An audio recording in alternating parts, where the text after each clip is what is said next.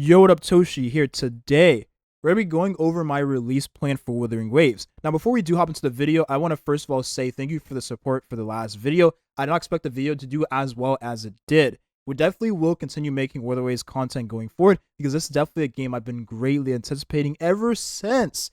God damn, it's been like 2 years since we've heard about the game, and now the game is finally releasing starting, well, at the time of recording, and you're watching this now, this month, but next month at the time my actual recording of the video, and I could not be more excited for this game. Again, I played the game in the beta. I thought the beta for the game was okay, but I believe the game is going to be a lot more fun when you're able to keep your progress, right? That's very important. When you're able to keep your progress. But anyways, let's hop into my release plan for the game.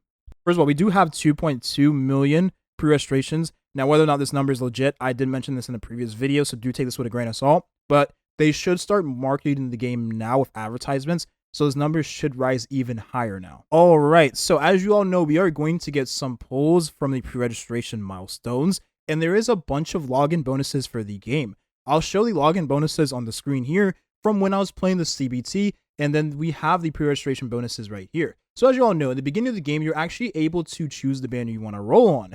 I think this is a very nice touch from what we experienced in Honkai Star, right? Like Genshin Impact, you weren't able to choose what character you want to roll for. You had to literally re-roll for them. It was insane. Wuthering Waves, you're now able to choose what banner you want to roll in for what character. Star Rail, you had to go on the newbie banner, but again, there was still an element of RNG to it. It's just that you saved a lot more pools than you would have from Genshin Impact.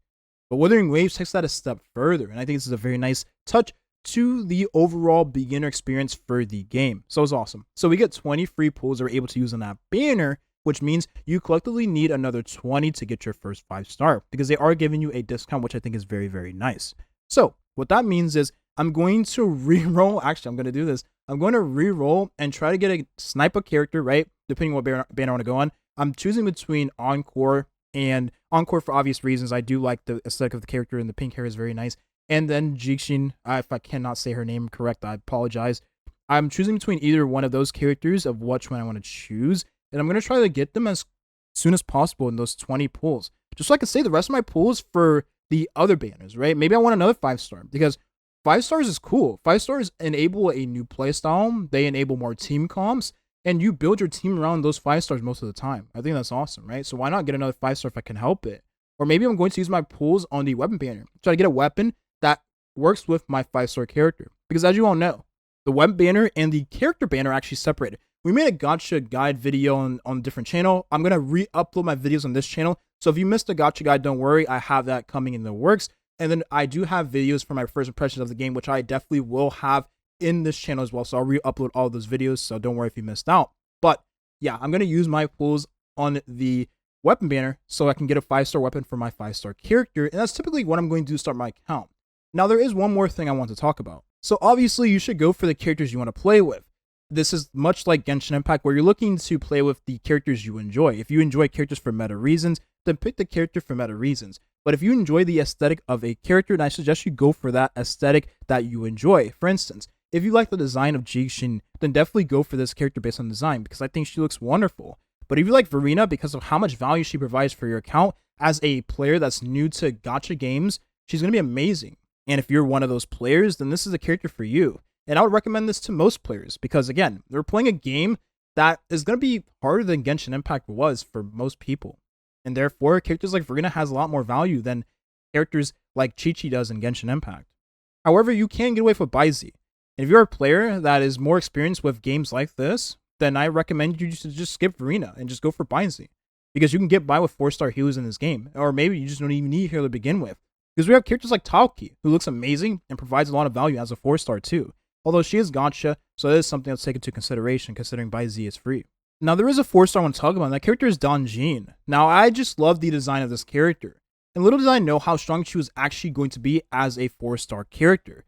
She is the best DPS on hands down. Just because of how much damage she puts out and how well she works by herself. She is literally a one-trick character. You just use her and only her. You don't need anyone else because she does everything for you. She's just that strong of a character. Now, we have no idea how strong this character is going to turn out to the release of the game, so maybe she could be a nerfed version of her currently existing self.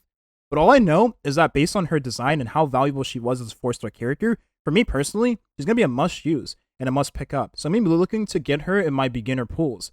Now, obviously, I want to snipe the 5-star character first and foremost, but if I can help it and get a Donjin on the way or later on, early as possible, then that's even a +2. Now, she will be on the banner, right, with the first 5-star limited character, if it's much like the CBT, and we received, what is his name? The spirit guy that looks like Zhao from Genshin Impact. I forgot his name, but I don't want to say Jin, it's not Jin.